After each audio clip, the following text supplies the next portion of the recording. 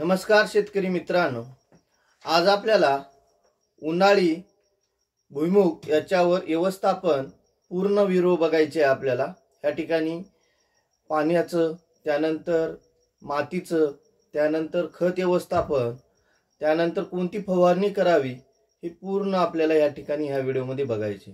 जे कोणी माझा व्हिडिओ नवीन बघत असताल त्यांनी लाईक सबस्क्राइब करायला विसरू नका। शेतकरी ब्रँड पुंडे ॲग्रिकल्चर आणि माझा नंबर आहे 8668788206।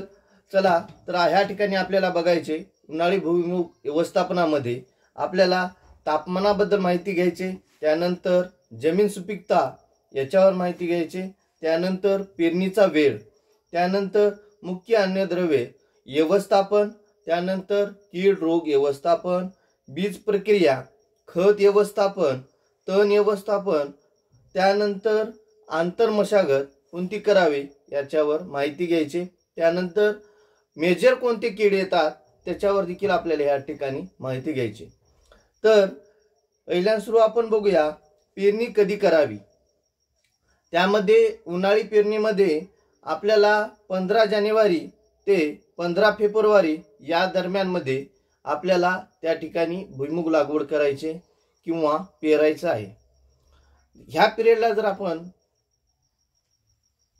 पेरणी केल्यानंतर आपलं उत्पन्न देखील वाढतंय। त्यानंतर आपण जर 20 फेब्रुवारीला जर गेलो, लेट गेलो किंवा लवकर जर गेलो तर त्यामध्ये रोग यायची शक्यता जास्त असते, त्यानंतर उत्पन्न देखील कमी होतो। त्यासाठी आपल्याला पेरणीचा वेळ ह्या ठिकाणी सांगितलेले आहे की 15 जानेवारी ते 15 फेब्रुवारी मध्ये। त्यानंतर आपल्या भुईमुगाला तापमानाची आवश्यकता असते।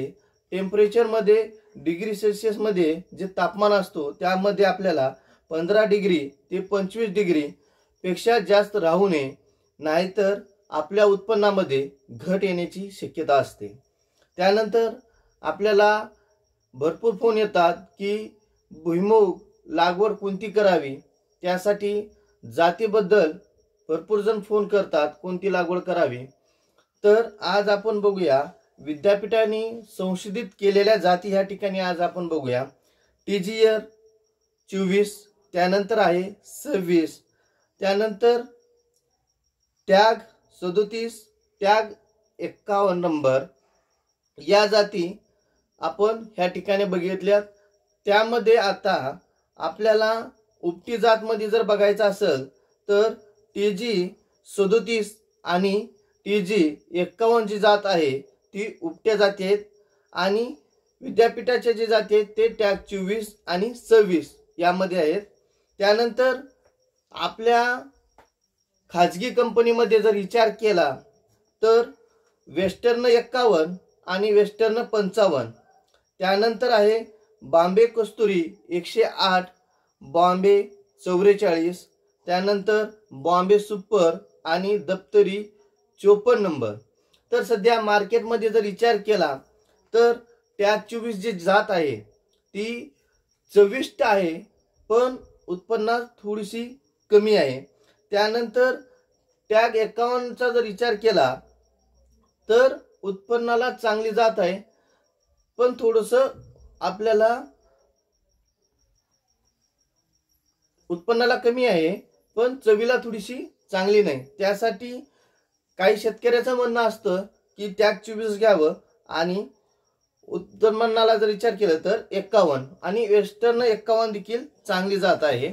त्यानंतर आता आपण जातीचं ह्या ठिकाणी बघितल्यानंतर आपल्याला दुसरा मुद्दा ह्या ठिकाणी बघायचे बीज प्रक्रियाचा। तर जैविक बुरशीनाशक मध्ये त्यामध्ये आपण जर विचार केलो तर सुडोमोनास आहे। त्यानंतर बीज प्रक्रिया न शक्य झाल्यास जमिनीतला जो ओलावा असतो तो शेणखत, माती, खत मिसळून आपल्याला त्या ठिकाणी शेतामध्ये पेरायचे। तर आपल्याला त्यामध्ये गरमी असल्यामुळे जे आपण जे सांगितले ह्या ठिकाणी शेणखत आणि माती का मिश्रण करायची खतामध्ये, थोडीशी त्यामध्ये गरमी असल्यामुळे आपली उगवण क्षमता जास्त होते। त्यासाठी आपल्याला जर त्या पेरते वेळेस आपल्याला त्या ठिकाणी हे पर्याय करून देखील तुम्हाला ह्या ठिकाणी बघायचे। त्यामध्येच आपल्याला बायर कंपनीचं एव्हरगोल्ड भेटतं, गावच्या भेटतं, भरपूर कंपनीचं ह्या ठिकाणी बुरशीनाशक आहेत। त्यामध्ये आपल्याला धानुका कंपनीचं आहे, IL कंपनीचं आहे, जे तुम्हाला योग्य भेटल त्यामध्ये आपल्याला वापरायचे। त्यानंतर सुबीज या नावाचं देखील ह्या ठिकाणी आपल्याला सीड ट्रीटमेंट तुम्ही करू शकता। पण त्यानंतर आपल्याला बघायचे जमिनीची निवड करते वेळेस, तर आपल्याला मध्यम भारी, रेताळ आणि भुसभुशीत जमीन असावी। ह्या दोन जमिनीमध्ये विचार केला तर त्या ठिकाणी आपल्याला उत्पन्न देणारी जाती ह्या ठिकाणी येतात। त्यामध्ये जर आपण भारी जमीन जर घेतलो, त्या ठिकाणी जर भारी काळी कसदार जर जमीन घेतली तर आपले उत्पन्न कमी होतं आणि वेलामध्ये देखील आपल्या फरक जाणवून येईल। तुम्हाला लसलसपणा तुम्हाला भारी जमिनीत दिसल, परंतु त्याचा जे फुटवा आहे तो कमी दिसल, हे देखील तुम्ही लक्षात घ्या। त्यानंतर आपण मध्यम भारी आणि रेताळ जमीन सांगितलंय, त्यामध्ये चुनखडी जमीन जर असेल, चिवटा व पाणी निचरा असणारी, त्यामध्ये जास्त कडक जमीन नसावी, कारण झिंक आणि फेरस या जमिनीमध्ये खूप असतो, त्यामुळं आपल्याला उत्पन्नात घट होते। जेवढी जमीन भुसभुशीत तेवढे उत्पन्न आपल्याला त्या ठिकाणी चांगले होते। त्यानंतर शेणखत, गांडूळ खत, हिरवळीचा खत आपल्याला असेल तर ह्या ठिकाणी वापरायचे। त्यामध्ये जमिनीची सुपीकता वाढवण्यासाठी प्रयत्न आपल्याला करायचे।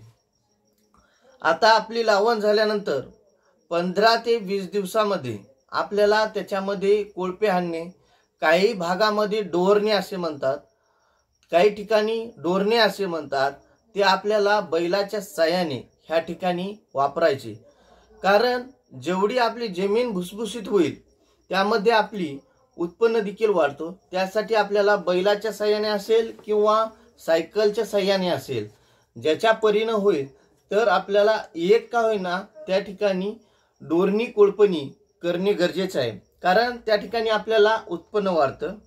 त्यानंतर बीज प्रक्रिया मध्ये आपण वरी तर बघितलेलंच आहे, मी केमिकल रेंज मध्ये देखील तुम्हाला सांगितलेलं आहे।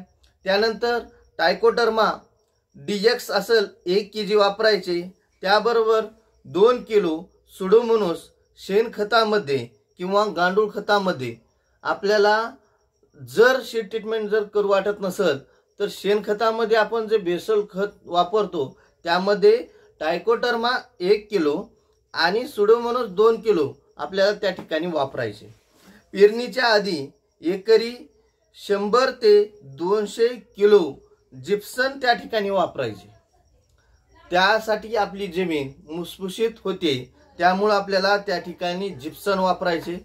आणि त्याचा फायदा एक जर विचार केला तर आपली शेंग अंड्याच्या भागामध्ये असते, म्हणजे आपली शेंग जो बारीक असते किंवा ते वाढ व्हायच्या अवस्थेत जेव्हा असते, त्या पिरियडला जर पाणी जर जास्त झालं तर त्या ठिकाणी जिप्सम पाणी सोडण्याचं काम करतं। त्यासाठी आपल्याला महत्त्वाचा मुद्दा म्हणजे भुईमुगाच्या लागवडमध्ये आपल्याला त्या ठिकाणी जिप्सम वापरायचे। जिप्सम नसल्यास जर तुम्हाला अवेलेबल जिप्सम होत नसेल तर त्या ठिकाणी आपल्याला सिंगल सुपर फॉस्फेट एकरी 200 kg हे या ठिकाणी आपल्याला पेरणीच्या अवस्थेमध्ये पसरून टाकायचे। त्यानंतर आपल्याला पेरणी करायची। तर आपल्याला ह्या ठिकाणी खत अवस्थेमध्ये ह्या ठिकाणी बघायचे, तुम्हाला DVP अवेलेबल असेल DVP घेऊ शकता 1 पोतं बॅगला। त्यानंतर 12-32-16 किंवा 14-35-14 वापरावे। त्याबरोबरच आपल्याला एकच वेळेस खत वापरतो, त्यासाठी आपल्याला DAP बरोबर 1 पोटॅश वापरायची किंवा DAP च्या बदल्यात तुम्ही 10-26-26 बी घेऊ शकता। त्याबरोबर तुम्हाला 1 पोटॅश हमेशा वापरायचे। त्यामुळं उत्पन्न शेंग अवस्थे भरण्याच्या वेळेस तो काम करतो। पोटॅश आपल्याला लागू 55 दिवसाच्या नंतर लागू व्हायला सुरुवात होते। त्यासाठी आपण पेरणीच्या अवस्थेत जर त्या ठिकाणी आपण जर पोटॅश वापरलो तर आपल्याला त्या ठिकाणी फायदा होईल। त्यानंतर लागवडीचा अंतर हे देखील खूप महत्त्वाचं आहे। सूर्यप्रकाश विचार केला तर सूर्यप्रकाशाच्या पूर्व पश्चिम ह्या ठिकाणी जर असं आपल्याला उत्पन्न देखील ह्या ठिकाणी वाढ होते। तर त्या विचार केला तर ओळीतला अंतर 30 सेमी आणि 2 झाडामधील 8 ते 10 सेमी अंतर असावा।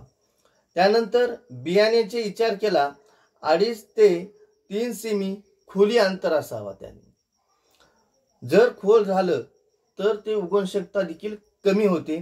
त्यामुळं आपण 2.5 ते 3 सेमी ती खोली असावी। तणनाशकाचा जर विचार केला तर पेंडामिथिलिन 700 मिली प्रति एकर वापरायचे किंवा हे मी तुम्हाला सांगतो जसं सोयाबीनला आपण पेरणीच्या अगोदर 24 तास पेरल्यानंतर 24 तास आपण जे वापरतो 72 तास त्याच्या आधी जर आपल्याला जर शेंगामध्ये जर वापरायचं असेल तर आपल्याला पेंडामिथिलिन नावाचं कंटेन असणारं आपल्याला एकरी 700 मिली ह्या ठिकाणी वापरायचे। आणि त्या पिरियडला जर तणनाशकाची आपण जर वापर केलो नसलो तर लागवड केल्यानंतर आपल्याला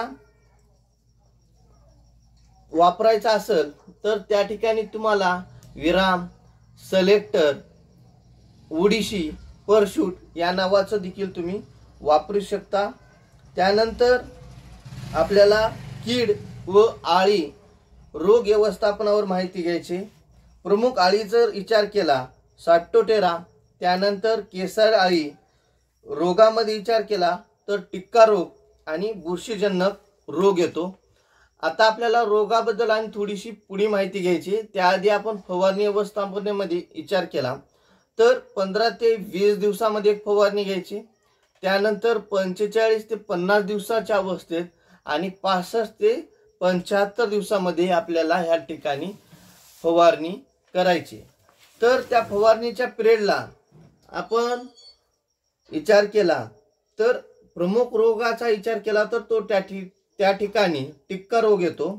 तर करपा ह्या ठिकाणी जर बघितला पानावरील ठिपका जो पान असतो त्या ठिकाणी आपल्याला पिवळसर ह्या कलरचा आपल्याला ठिपका दिसतो। त्या ठिकाणी आपल्याला डायफेनोकोनाझोल 25% मधले जर वापरलो तर प्रति लिटरला आपल्याला 1 मिली ह्या ठिकाणी वापरायचे।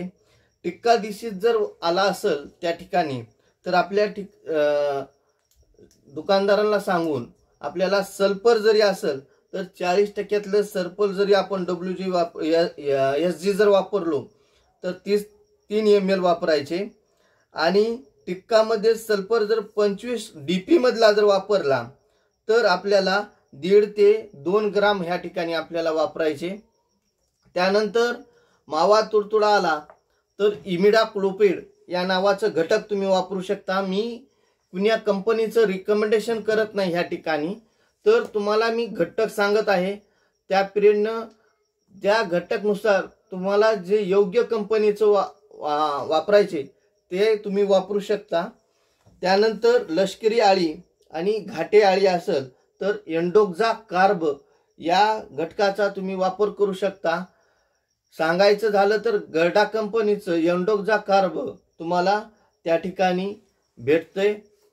तर तुम्ही ज्या कंपनीचं आवडेल त्या कंपनीचं तुम्ही घेऊ शकता। त्यामध्ये आपल्याला फुलकीड असेल, हुंटाळी असेल किंवा नागाळी असेल तर लॅम्बडा सायथ्रोइन या नावाचं घटकाचं तुम्ही कुणीही कंपनीचं वापरू शकता। माझा व्हिडिओ कसा वाटला ते मला कमेंट करून कळवा। धन्यवाद।